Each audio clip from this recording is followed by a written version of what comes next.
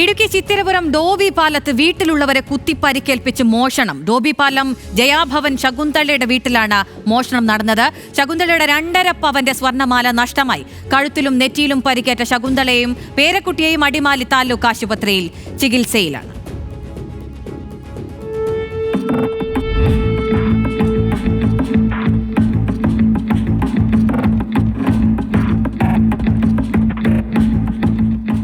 സമയം പുലർച്ചെ 1 മണി കഴിഞ്ഞിട്ടുണ്ടാകും.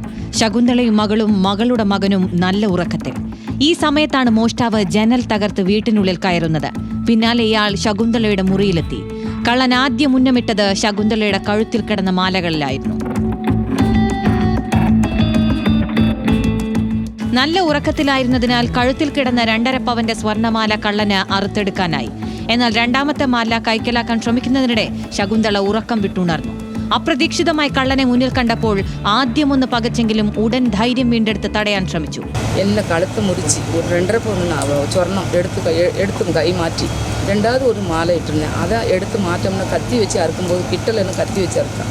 പിന്നെ ഞാനത് ഓടി ചാടി പിടിച്ച് അവനെ തള്ളിവിട്ട് വളക്കിടുമ്പോൾ കൊച്ചി ഒന്ന് മാറുമ്പോൾ കൊച്ചി ചെവിയോട് അറുത്തിട്ടാം. മോഷണശ്രമം ചെറുത്തതോടെയാണ് കള്ളൻ ശകുന്തളയുടെ കഴുത്തിലും നെറ്റിയിലും കുത്തി പരിക്കേൽപ്പിച്ചത്. ഈ സമയം ബഹളം കേട്ട് അടുത്ത മുറിയിൽ കിടന്നുറങ്ങുകയായിരുന്ന പേരക്കുട്ടി അഭിഷേകും ശകുന്തളയുടെ മുറിയിലേക്ക് പാഞ്ഞെത്തി. ശരീരമാകെ രക്തവുമായി നിൽക്കുന്ന ശകുന്തളയെയാണ് പേരക്കുട്ടി കണ്ടത്.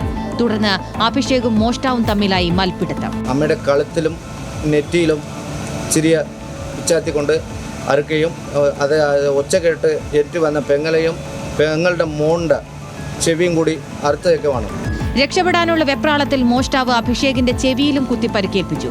തുടർന്ന് ശാരവേഗത്തിൽ ഇയാൾ വീട്ടിൽ നിന്ന് പുറത്തു ചാടി. വീട്ടിലുള്ളവരുടെ ബഹളം കേട്ടതോടെ സമീപവാസികൾ ഓടി വന്നു. തുടർന്ന് വീടിന് സമീപമൊക്കെ നാട്ടുകാർ തെരച്ചിൽ നടത്തിയെങ്കിലും മോഷ്ടാവിനെ കണ്ടെത്താനായില്ല.